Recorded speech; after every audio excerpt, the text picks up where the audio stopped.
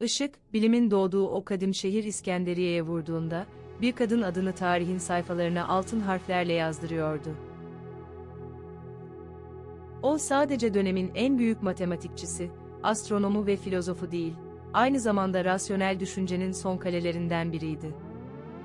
Ancak bilginin ışığı, cehaletin karanlığıyla karşılaştığında, tüm zamanların en trajik sonlarından biri yaşandı.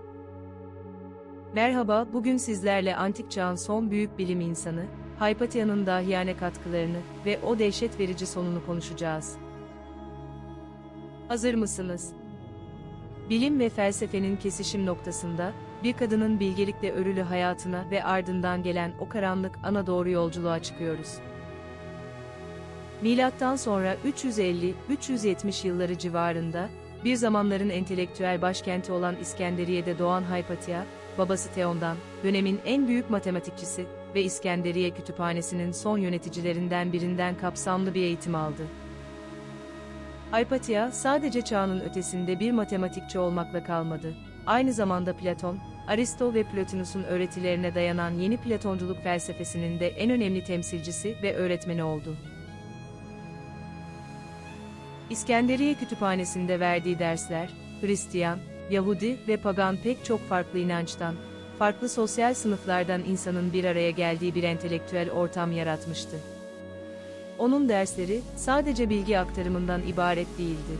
Mantık, eleştirel düşünce ve deneysel gözlem yoluyla doğayı anlama çabası, antik Yunan bilim geleneğinin özünü oluşturuyordu. Hypatia'nın bilime katkıları, günümüze doğrudan ulaşan eserleri olmamasına rağmen, dönemin tanıklıkları ve öğrencilerinin yazışmaları sayesinde bilinmektedir. En önemli çalışmaları, klasik matematik metinlerine yaptığı yorumlar ve düzenlemelerdir.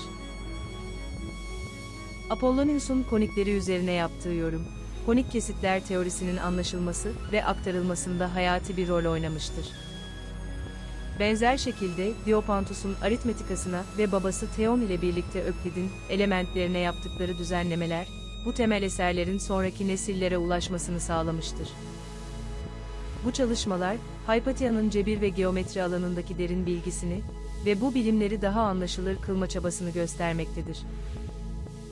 Astronomi alanında da önemli katkıları olmuş, gök cisimlerinin sınıflandırılmasına yönelik çalışmalar yapmış ve bilimsel aletlerin geliştirilmesinde aktif rol almıştır.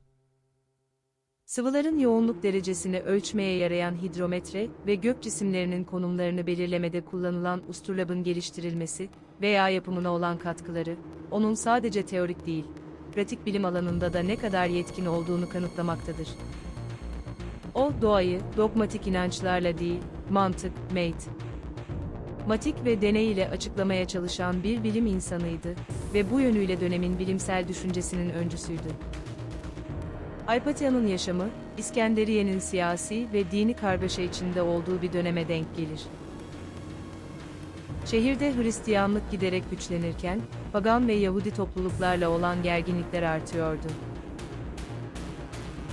Bu gergin ortamda Hypatia, yalnızca bir filozof değil, aynı zamanda şehir yönetiminde söz sahibi, yüksek bir ahlaki otoriteye sahip bir figürdü.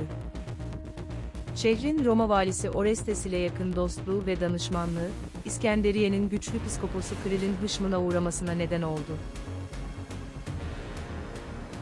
Psikopos Kiril, şehirde Hristiyan hegemonyasını kurmak istiyor ve siyasi gücü elinde tutan Orestes ile Hypatia'nın uzlaşmasını engelleyen kişi olarak görüyordu.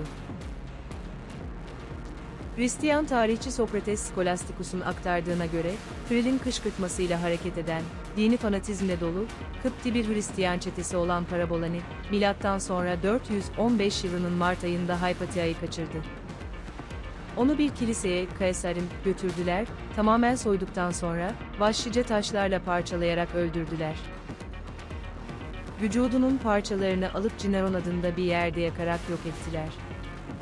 Bu dehşet verici linç, sadece bir kadının canına kıyılması değil, aynı zamanda antik çağın rasyonel ve felsefi düşünce geleneğinin de sembolik olarak yok edilişiydi. Hypatia'nın ölümü, birçok tarihçi tarafından, aklın ve bilimin altın çağının sonu, yani klasik dönemin resmen kapanışı olarak kabul edilir. Hypatia'nın trajik sonu, cehaletin, bağnazlığın ve siyasi çıkar çatışmalarının, bilim ve aydınlanma üzerindeki yıkıcı etkisini gösteren en çarpıcı tarihsel derslerden biridir. Eserleri günümüze ulaşamamış olsa da, onun adı, kadınların bilim ve felsefe alanındaki öncülüğünün, düşünce özgürlüğünün ve rasyonel aklın en önemli sembollerinden biri olarak kalmıştır. Hypatia'nın hikayesi, günümüzde bile bilim ve düşünce özgürlüğüne yönelik tehditler karşısında bir uyarı işlevi görmekte, bilginin ve aklın değerini savunmaya dair evrensel bir çağrı yapmaktadır. O, bilim tarihindeki ilk kadın matematikçi ve filozof olarak, sadece zekasıyla değil, aynı zamanda cesareti ve rasyonel düşünceye olan sarsılmaz bağlılığıyla da asırlar boyu ilham vermeye devam etmektedir.